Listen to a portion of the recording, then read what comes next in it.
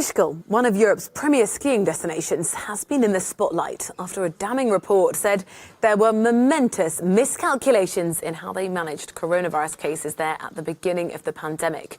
But now local authorities are looking to overhaul the health system in response to criticisms in the report. Johannes Pleshberger has the story.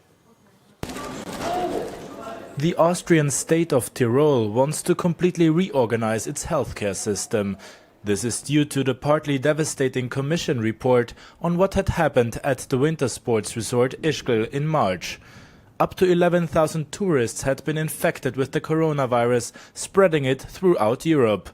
The regional authorities failed, according to opposition leader Georg Dornauer. Half the world knows that mistakes have been made here in the crisis management. The Social Democrat is calling on the governor of Tyrol. At least replace the state council responsible for political and health agendas, or make him resign. But the state government is not considering resignations. Instead, new structures are to be created in both the healthcare system and in crisis management, under the leadership of the Corona Task Force chairman. Regarding the crisis management in the state of Tyrol, we would like to reorganize ourselves, establish ourselves in a broader basis.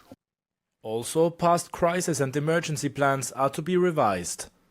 All of the mentioned changes had been suggested in the Ischgl Commission report, supervised by Chairman Ronald Rohrer.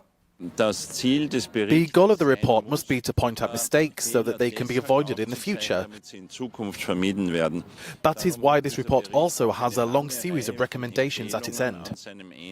But not just recommendations, there is also a long list of criticisms. For example, the much too late closing of the ski facilities and the uncoordinated departure of guests. The Ischgl tourists had left the Tyrolean valleys in a hurry without being registered, spreading the virus all over Europe.